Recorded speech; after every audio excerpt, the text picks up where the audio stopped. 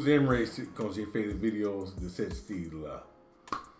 So, Jordan Wee, il regarde sur YouTube, il m'a dit, hey, regarde cette vidéo-là, man, what's my boy name? Attends, regarde sur YouTube, je vais dire son nom, parce que là, j'aime bien quand vous envoyez des vidéos comme ça. Ah yeah, let's go, je suis là pour ça. Comment s'appelle mon gars? Cheer. Double Yo. Va regarder Double Yo sur YouTube, man. Il s'appelle Double Yo. Double Yo sent me this clip et il m'a dit, hey, réagir à ça. You know what I'm saying? So, shout out to you, Double Yo. The Jordan Wee, on va réagir à ça. Yeah. So, the video say like Terry, the terrible histoire de Bloods et celle de rappers du gang. The game, Suge Knight, etc. Y'all already know, man. We here for that, man. Logically, you know, savoir qu'est-ce qu'il va aller, ils vont dire dans la vidéo. Et vous savez s'il y a quelque chose qui est un peu flou, je vais voir. But y'all already know, it's your boy No Taz, on a live, let's go. This is from the boy Iconic, man, Iconic Mag. So we about to see what he talking about. Let's get into that. Y'all already know, man. I don't know where my headphones. Let's go. Iconic a pour mission d'aider les créatifs à atteindre leur objectif et pour ça on a créé une newsletter. Tu veux des conseils, masterclass gratuites et des LSD business exclusifs? Inscris-toi à notre newsletter dans la description et sur le premier commentaire.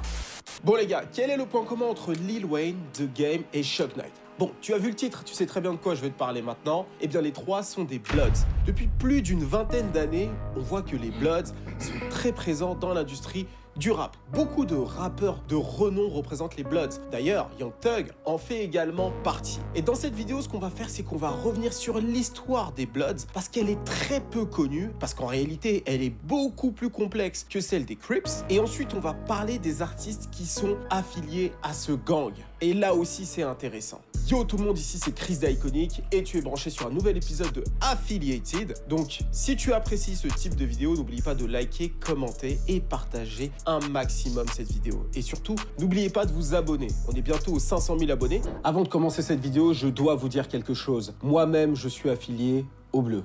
J'utilise ce privilège à fond quand je suis aux US. Ça me permet d'être en sécurité et d'avoir énormément disponible dans un...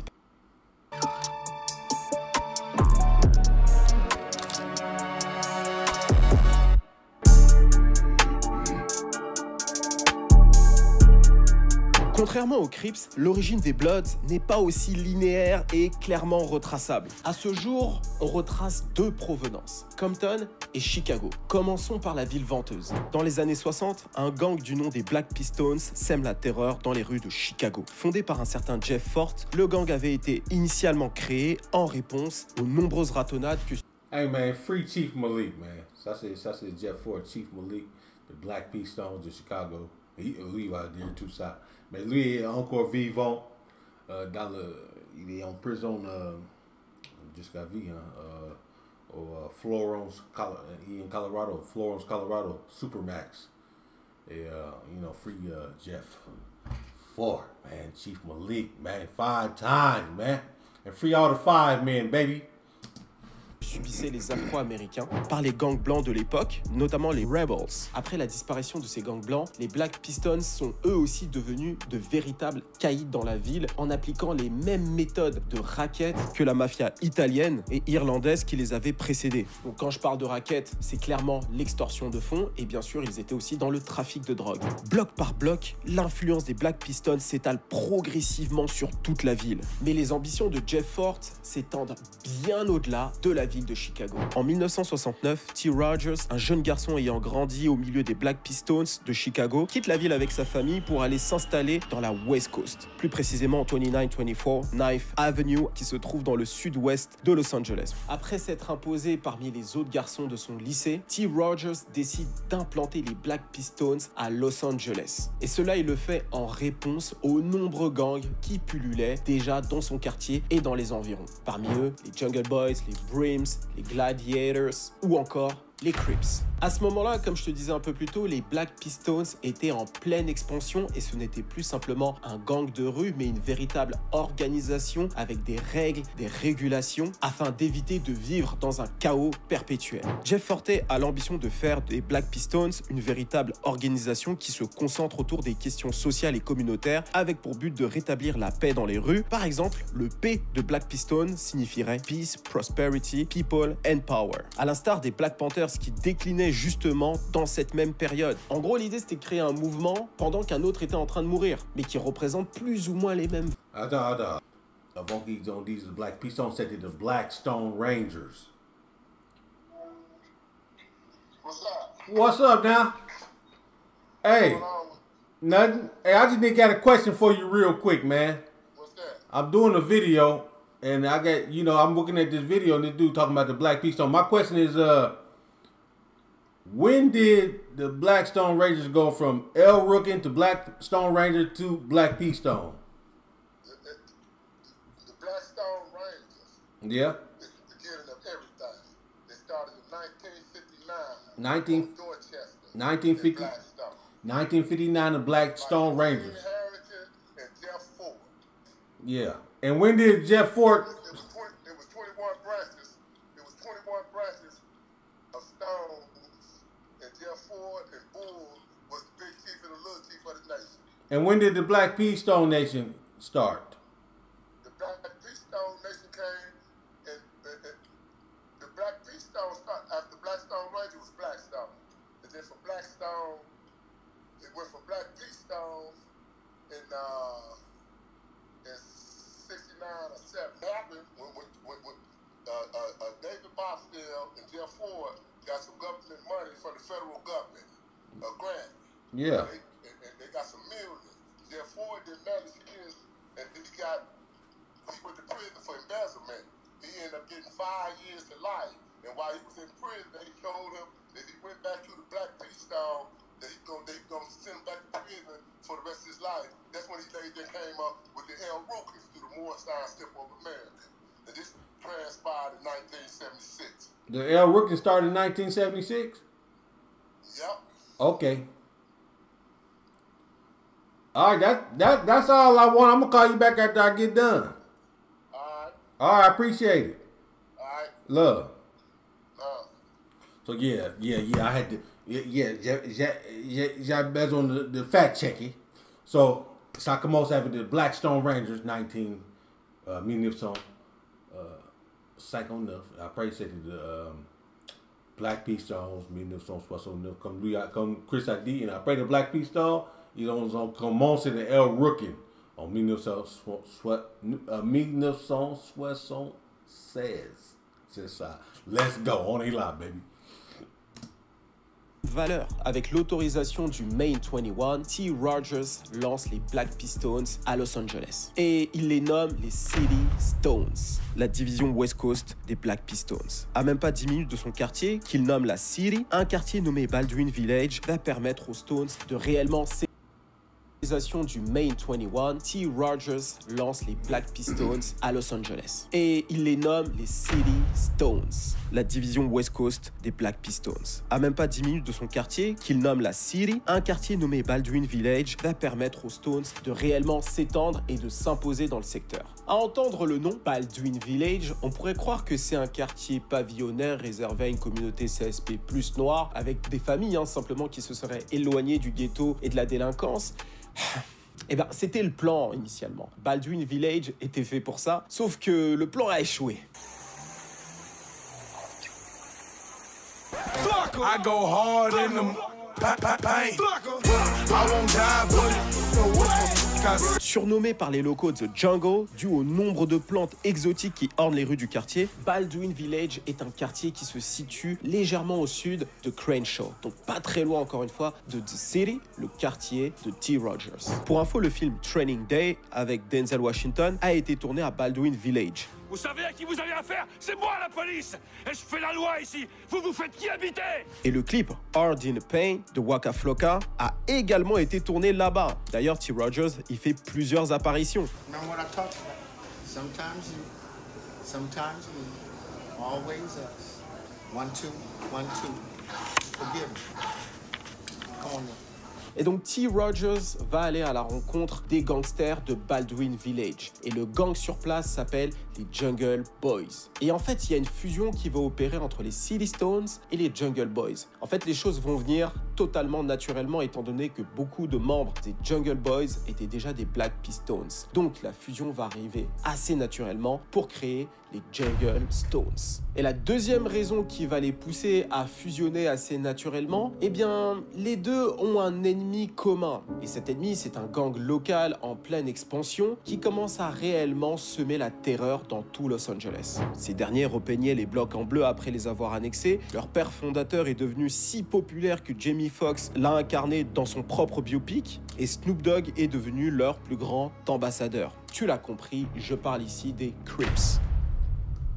Simultanément à Compton, plus précisément à Compton Boulevard, une embrouille éclate entre un certain Jody Crawford, un garçon originaire de Watts, et Billy Flowers, un garçon originaire de Compton. Alors, quelle est la raison de cette embrouille? Bon, une histoire de meuf, comme toujours. Billy Flowers aperçoit sa copine dans la voiture de Jody Crawford. Bon, le ton monte entre les deux jeunes hommes. Jody Crawford, le garçon de Watts, tire sur Billy Flowers, le garçon de Compton. Ce dernier meurt sur le coup, et ça, ce sera l'un des premiers meurtres liés au gang à Compton. Et ce n'est pas le pire. Accrochez-vous bien parce qu'ils vont aller très loin. Alors que le corps de Jody est encore aux pompes funèbres et qui se trouve près de Watts, des Crips y débarquent et retournent le cercueil et jettent le corps de Billy Flowers au sol. Donc c'est le sommet du manque de respect. Choquée par les événements, la mère de Billy Flowers va demander aux garçons du quartier d'aller veiller sur le corps de son fils aux pompes funèbres, donc de Watts. Il y aura Sylvester Scott, alias O.J. Pudding, mais aussi Vincent Owens, alias Lil Vincent, des garçons qui étaient des copains de Billy Flowers et qui vivent sur la grande rue de Compton, nommée Piru Streets. Alors que les jeunes veillent au grain aux pompes funèbres, des Crips du secteur débarquent en pleine nuit et leur tirent dessus. Donc il y a une fusillade qui commence. Et lorsque les Crips cherchent à nommer les personnes sur lesquelles ils ont tiré, ils diront d'eux que ce sont les Piru Boys. Les Piru Boys, c'était initialement un crew de 4 braqueurs vivant justement sur la rue Piru. Et ensuite, ça s'est généralisé sur tous les garçons de cette rue. Et d'ailleurs, pour se moquer d'eux, ils les appelleront aussi les Roosters. Roosters veut dire coq. Et justement, la couleur qu'ils adopteront pour se différencier des Crips est le rouge bordeaux. En 1972, une série de meurtres orchestrés par les Crips précipitera la ville de Los Angeles, mais aussi de Compton, dans une guerre de gangs interminable. Alors déjà, il y a eu le meurtre de Billy Flowers que je t'ai décrit, mais ensuite ça va s'enchaîner avec celui de Robert Ballou. Alors oui, Ballou connaît tout le monde, mais il n'est pas de la famille de Ballou, je ne sais quoi. Un jeune qui se fera tabasser à mort pour avoir tenté d'aider son pote qui est en train de se faire dépouiller par des Crips à la sortie d'un concert de Wilson Pickett et Curtis Mayfield. We had a rivalry going with the Crips, and the Crips would do certain things, you know, but to beat this boy to death over a leather jacket. Shout out Street Gang TV. Ça, c'est, maintenant, ça s'appelle Street TV, mais il y a beaucoup d'interviews avec des membres de gang là-bas. Et là, je parle pas beaucoup parce que Chris de Iconic, il a fait bien, il a cherché bien, fait l'histoire et tout ça. Mais juste une chose, the Black P-Stones. So, T. Rogers, il dit dans les City Stones, mais eux, ils appellent ça, maintenant, ils appellent ça the Biddy Stones. So, si tu entends du Biddy Stones, ça c'est le Black Keystone, c'est le Jungles. Là-bas, les Jungles, man, il y a un rue. Il y a un rue. Tu peux pas sortir, il y a qu'un sorti là-bas. So, you know, ils ont appelé ça, il y a un autre nom, ils ont appelé les Jungles Death Alley or some shit like this. Je me souviens pas, mais yeah, Chris, good job, bro. In a public venue, it was intolerable. And that's what made people turn against the Crips. Après cet incident, une autre tragédie va avoir lieu, encore une fois initiée par les Crips. Après que les Brims, un gang localisé dans le sud de Los Angeles, aient refusé d'intégrer les Crips, une guerre va éclater entre les deux gangs. Et les Crips, soit tu es avec eux, soit tu es contre eux. There was a party going on right here with the Brims, and the Crips rolled through and shot up the house, and in the process they actually shot one of the Brim members in the head. His name was Fred Garrett, aka Little Country, and he was 17 years old. Frédéric Garrett, alias Lil Country, meurt sur le coup, ce qui va initier un sentiment de vengeance chez les Brims. Alors, comme si ce n'était pas tout, les Crips feront exactement ce qu'ils ont fait à Billy Flowers. Ils iront prendre le cercueil et le retourneront et jetteront le corps au sol. Encore une fois, je ne sais pas comment tu peux être plus irrespectueux que ça. Et c'est vraiment à partir de là que naîtra un véritable sentiment anti-Crips dans tout Los Angeles, de la part de tous les petits gangs ici et là, que ce soit au sud de Los Angeles, à Compton et ailleurs. Perhaps they thought that it would set fear in our minds and hearts. That wasn't the case. What it did was incite anger. Quelques temps plus tard, une grande alliance va avoir lieu entre tous les gangs anti-Crips de la ville et ça va du mouvement de T. Rogers, les Black Piston Bloods, aux Brims, aux Gladiators, etc., etc. Il leur fallait un nom et une couleur pour se différencier et c'est ainsi qu'ils ont choisi Bloods. We had to come up with a word that we could say violent history inside the juvenile hall. We came up with the word blood. Et c'est tout naturellement que les Pyrus de Compton et les Bloods de Los Angeles vont se rallier pour des raisons évidentes et deviendront un seul et même gang.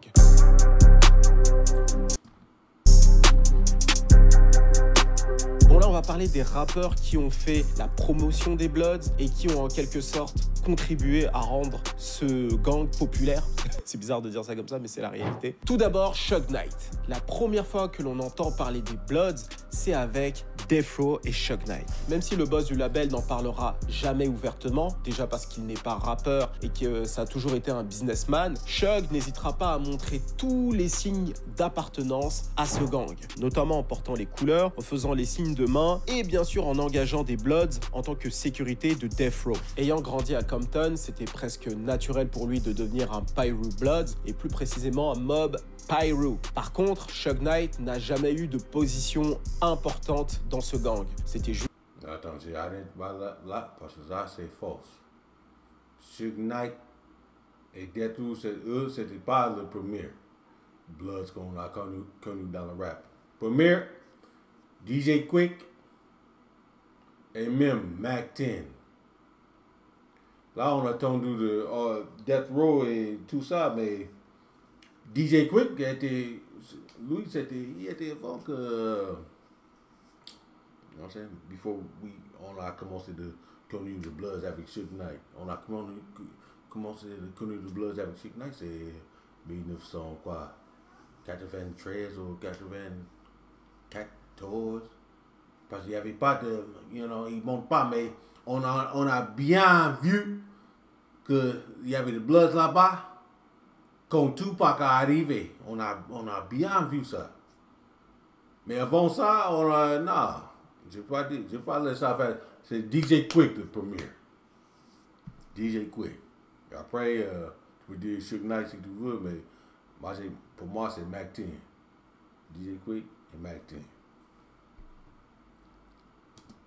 Juste le Bloods connu, quoi, entre guillemets. D'ailleurs, c'est lui qui sera à l'origine du ralliement de Tupac au Mob Pyru quelques mois après sa signature chez Death Row, bien qu'il n'ait jamais vécu à Compton. Et d'ailleurs, la mort de Tupac a été initiée par une histoire de gang. Hein. Si tu as vu ma vidéo que j'ai fait il y a quelques mois sur Tupac, c'est Trayvon Lane, un Mob Pyru qui s'est fait dépouiller sa chaîne Death Row par un Southside Crip de Compton, Orlando Anderson. Bref, je te laisse aller voir ma vidéo, j'ai tout dit. En plus de la mort de Tupac qui précipitera la fin du label, Death Row va s'enlicer dans une guerre de Pyru qui entraînera la mort de 7 membres de Death Row qui étaient affiliés au Pyru. Bref, c'est un bordel total. Donc clairement, être membre de gang pour Suge Knight n'a pas fait bon ménage. Ensuite, parlons de DJ Quick. Originaire de Compton, DJ Quick est une légende du rap West Coast des années 90. Et d'ailleurs, pour beaucoup de fans de cette musique, il est au même niveau que Dr. Dre. D'ailleurs, d'après beaucoup de dires, DJ Quick est l'un des premiers rappeurs, si ce n'est le premier, à avoir clamé publiquement dans un morceau qu'il faisait partie des Bloods.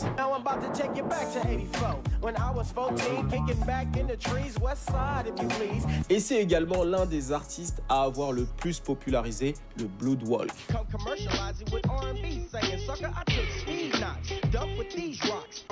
Today, we are introducing Ad Creative AI version 5, featuring 2 revolutionary AI models Alors je dis tout ça, mais ce qui est drôle, c'est que l'année dernière, DJ Quick a fait une interview où il disait qu'il n'a jamais fait partie des Bloods. Alors, dans un premier temps, je me suis dit, ok, pourquoi tout le monde est choqué? Ça va, c'est pas une dinguerie. Mais en réalité, c'est comme si aujourd'hui on t'annonçait que The Game n'a jamais fait partie des Bloods ou que Snoop n'a jamais fait partie des Crips. Pendant toutes ces années, il nous aurait menti en fait. Donc je peux comprendre que les gens soient en quelque sorte déçus. Mais ensuite, DJ Quick a expliqué pourquoi il a fait ça. It was surreal to the point where either you stayed in the house or you joined the gang so you could go outside. And I didn't want no parts of it. I stayed with my music. And then got guilty by association for being in the industry coming from Compton. It was like I was a gangbanger. Like, I'm a DJ, bro. Mm-hmm. I'm too smart to be a gangbanger. As a matter of fact, I often say I wouldn't have been a gangbanger. I would have ran the gang. Yeah. Yeah. I would have been the leader. Yeah. L'industrie voulait ça. En même temps, je comprends, dans les années 90, pour vendre des CD quand t'es rappeur, c'est important d'avoir une part de shock value en quelque sorte, un côté gang. Hey, bro, il était un gang. Mais lui, c'était un Treetop Pyru. Exactement, ça c'est exactement le même gang que YG. C'était DJ Quick, man. Je sais pas pourquoi il dit ça, parce que même sur son album, je pense Safe and Sound, il y avait comment ça s'appelle, hat, le casquette de rouge, son veste rouge et noir. Ah, quand même, hein. Et en plus, dans les chansons, il dit, you know what I'm saying? Il parlait de sa gang. Mais une autre chose que j'ai voulu dire, le Pyrus et le Bloods, ils ont là, tu peux, il y a le monde de Pyru qui dit non, on n'est pas de Bloods, c'est pas la même chose. Nous sommes le Pyru, we not Bloods, we Pyrus. Mais oui, ils ont des choses en commun, ils ont tous dit blood, mais pour certains gangs, Pyru c'est Pyru et Blood c'est Blood. Parce qu'il n'y a aucune Blood au Compton. Au Compton, il n'y a pas de gang de Bloods, il n'y a que de Pyrus. Et c'est ça, l'histoire, c'est chaud, hein. Gangster. On est quand même dans la période où le gangsta rap marchait du tonnerre. Donc, lorsque tu as Snoop Dogg qui représente les Crips, et ben, si t'es un label et que tu veux continuer à faire de l'argent, tu vas t'appuyer sur ce modèle-là. Et donc, il n'y a pas de rappeur à ce moment-là qui représente les Bloods. Donc, c'est parfait. DJ Quick peut avoir cet étendard-là. Ensuite, The Game. Alors, The Game est globalement le rappeur qui a popularisé les Bloods partout aux États-Unis et je dirais même dans le monde. J'ai le souvenir de gars qui s'habillaient tout en rouge et qui habitaient dans mon quartier. Ils avaient absolument aucune affiliation avec les Bloods, mais ils étaient simplement fans de The Game, et ça je l'ai vu un petit peu partout. Et ça c'était pas que dans mon quartier, hein. Tu marchais à Châtelet, tu voyais des mecs habillés tout en rouge. D'ailleurs, dites-moi en commentaire si vous avez des potes qui faisaient ça. Dans les années 2000, The Game c'est clairement celui qui a popularisé le Steel Bloods, les Ensign, bref toute la culture autour de ce gang. D'ailleurs, ce qui a fait le plus la promotion de la culture des Bloods, c'est bien sûr ces morceaux, notamment One Blood, qui a cartonné. You new rappers ain't nothing but new rappers. Break the neck, shoot rappers. I'm talking to you.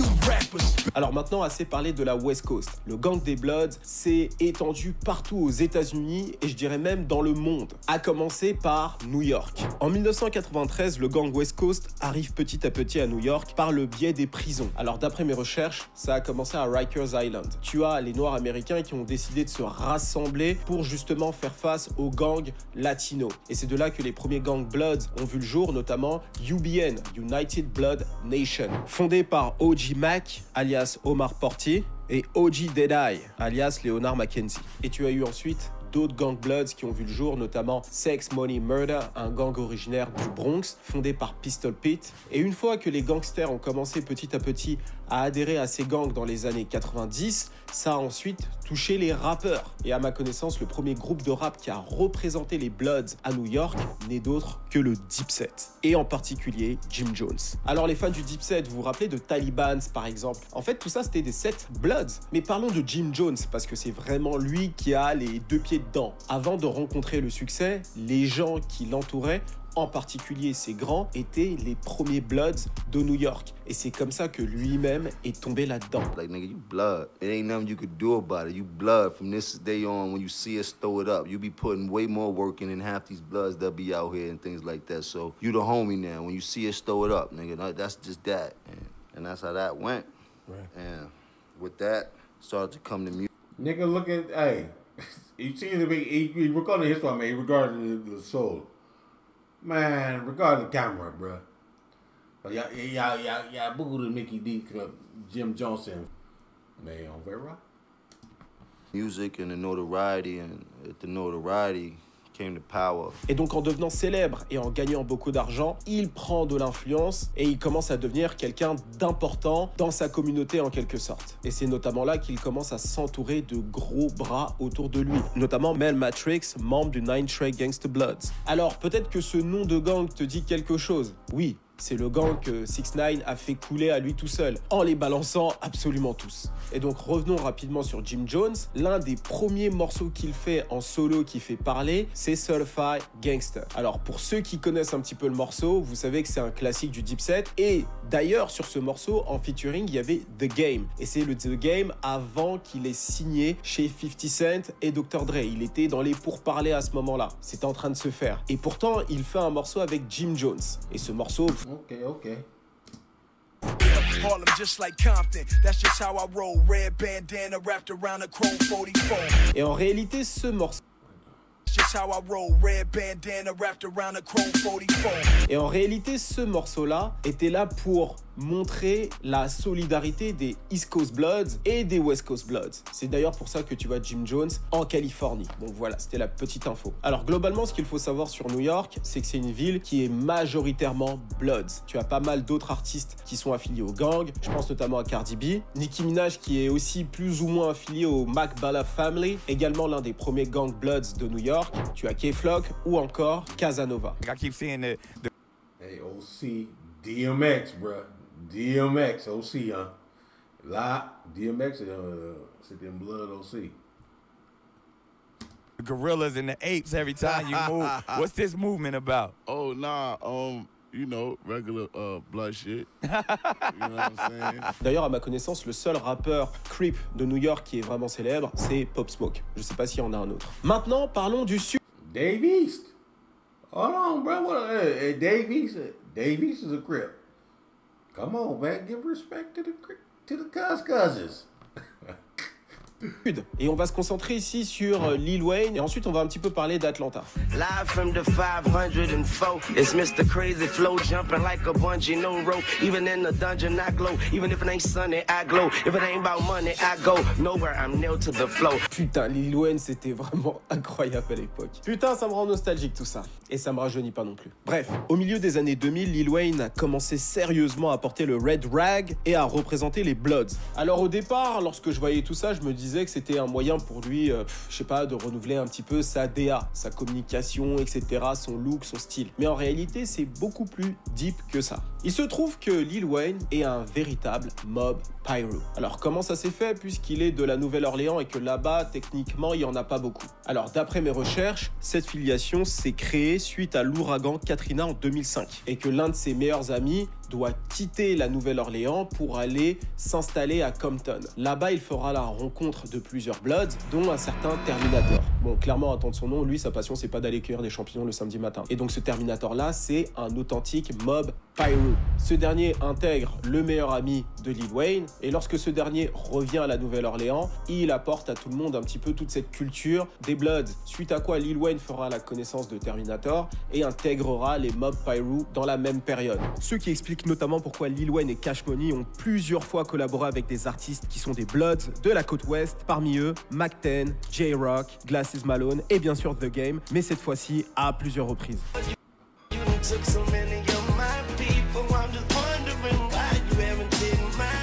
Your motherfucking Cincinnati hats in the sky. Nigga, don't ask why. Red laces in and out of them. Et c'est ainsi qu'on a commencé à voir Lil Wayne représenter le Red Rag et dire des termes comme Suwoo dans sa musique, notamment le premier morceau où il utilise de l'autotune. Et oui les gars, c'est le tout premier morceau où le rappeur a mis sa voix électronique et depuis il n'a jamais su s'en séparer.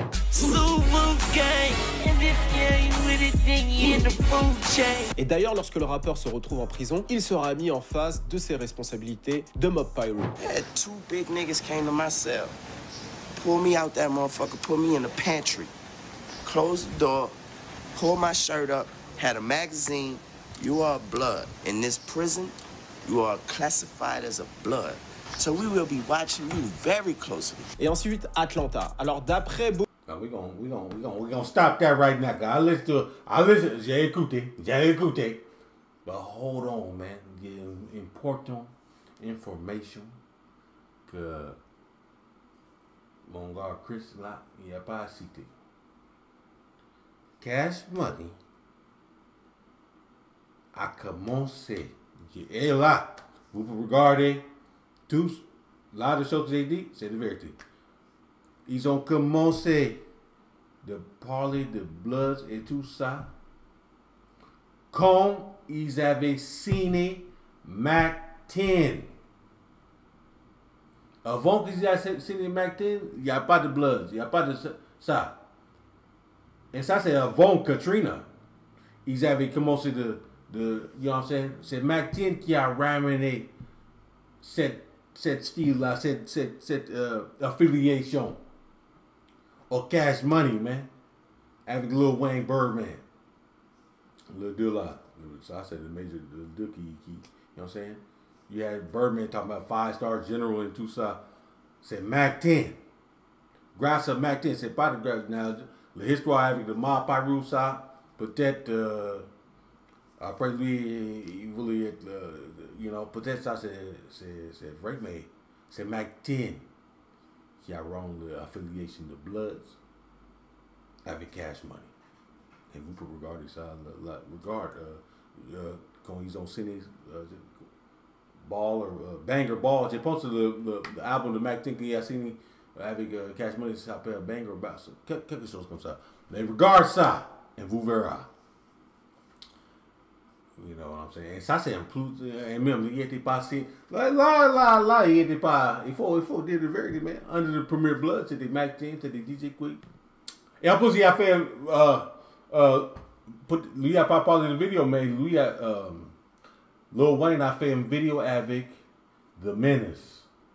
The Menace, si vous avez regardé, si vous connaissez pas The Menace, si vous avez regardé le film Boys, NWA, Straight Outta Compton, si vous avez regardé ce film, quand les petits étaient sur le school bus, and they throwing out the gang signs out the window, they said the Crips on the school bus throwing the gang sign to the Bloods dans la voiture. Et le mec qui a rompu sur le school bus, ça c'est The Menace, qui a sorti son arme, il dit, hey, nigga, I'll kill your ass.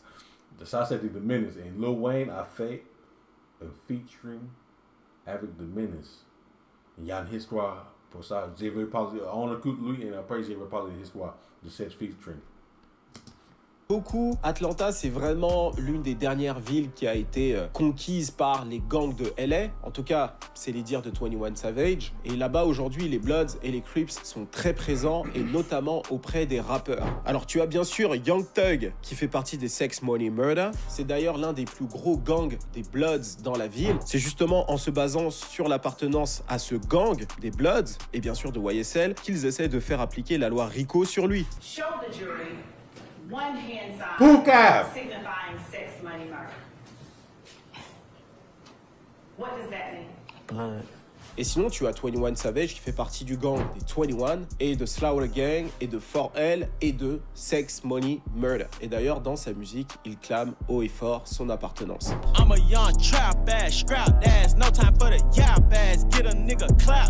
Et donc, on peut voir qu'au fur et à mesure des années, les Bloods ont beaucoup évolué selon la ville, selon l'année. Par exemple, lorsque tu regardes à Atlanta, les Bloods et les Crips ne se font pas la guerre, et c'est pareil à New York. C'est beaucoup plus complexe que ça, contrairement à Los Angeles et à Compton, où il y a toujours cette rivalité de gang à gang. Et tu peux même observer qu'il y a beaucoup de guerres inter-gangs. Et pour ce qui est des rappeurs qui font partie de ces gangs, alors tu as une partie de ces rappeurs qui ont grandi dans cet environnement-là, mais qui sont pas spécialement actifs, mais qui représentent ce gang. Et tu en as même d'autres qui sont plus gangsters que rappeurs. Mais en général, ceux-là, ils percent pas énormément. Toujours est-il que c'est devenu un phénomène de mode, et c'est un moyen pour les artistes eux-mêmes d'ajouter un petit peu de shock value, montrer ce côté un peu mystérieux, dangereux, qui fait que les gens vont être d'autant plus intéressés par leur musique. Et ceux qui sont réellement encore actifs dans leur gang ne font pas très long feu dans la musique. Voilà, c'est la fin de cette vidéo. J'espère que ça t'a aidé à comprendre un petit peu la dynamique du gang des Bloods, comment les rappeurs sont affiliés justement à ce gang. N'hésite pas à me dire ce que tu en penses en commentaire. Et n'oublie pas de liker, commenter et partager un maximum cette vidéo. N'oublie pas de t'abonner à notre nouveau compte Instagram. Il apparaît sur l'écran. On fait des vidéos tous les jours. On touche à tous les sujets autour du hip-hop, culture, business, marketing, théorie. On fait toutes sortes de choses comme ça. On fait même des réactions maintenant. Donc abonne-toi directement. Le compte est là et en description. Et enfin, NordVPN. Abonnez-vous. Faites-vous plaisir. Allez-vous mater des séries, ce que vous voulez grâce à NordVPN. C'est le meilleur VPN du game. Il n'y a pas match. Donc voilà pour ce qui est de cette vidéo. On se dit à la semaine prochaine. C'était Chris d'Iconic pour te servir. Cheers. Okay, now let's get into it, man. Let's get to that. So, okay, l'histoire avec Lil Wayne qui a fait le featuring avec The Menace. Je pense que je me souviens là, il y avait Tiger. Quand Tiger, je pense Tiger a fait braquage pour sa chaîne. Il y a quelqu'un de Cash, de Young Money il y a quelqu'un qui a volé la chaîne Los Angeles. Et après pour la chaîne, le mec a dit, oui, je peux donner la chaîne, mais il faut que Lil Wayne fasse un featuring avec notre artiste. Et je pense que c'est comme ça, il a fait le featuring avec The Menace. Et sur cette featuring-là, tu vois, il y a le Blood, il y a le Red, Part 2, Lil Wayne qui parle de Blood, ça. Et on verra. On va voir. Came home, about to get it crackin', shit. Don't mix gang banging with this rap shit. My niggas bananas, red bandanas when they clap shit. Big rags around they face in traffic, looking like. He was Lil Wayne. I thought about you was Lil Wayne. Ain't talking about fucking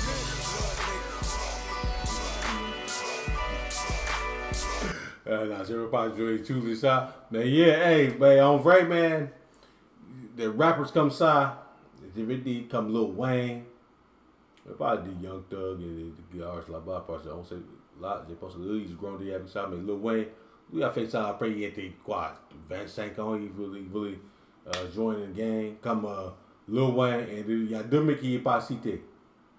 Chris Brown et Soulja Boy, man. Même eux, ils ont parti de la gang Los Angeles. Et eux, ils n'ont pas grandi. C'est ça le problème.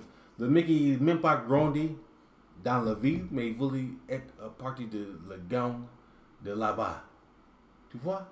Après, il y a tout le souci, il y a millions, you know, he got a lot of money and everything. Now he want to be a part of the gang. That's the problem, man. That's why we call them dudes fake gangsters and studio gangsters. You a gangster come to, you know what I'm saying, come to rap or come to have the guards out there, you know what I'm saying, party gang, you know what I'm saying? Chris Brown, Soulja Boy, Lil Wayne, them three right there, man, are the big ones, you know what I'm saying? And he didn't even say, he meant by probably the YG. YG said I'm afraid. Mais Lil Wayne, sont pas afraid, c'est pas afraid Bloods, man. Chris Brown, come on, bro. Soulja Boy. C'est the fou, man. But anyway, man, yeah, I like this shit, man. Il a fait un bon vidéo, mais dites-moi ce que vous pensez. Et si vous avez des questions, n'hésitez pas à mettre ça en bas. Je vais être là pour vous. T'inquiétez pas et merci à vous. Let's go, get it in, man. À la prochaine.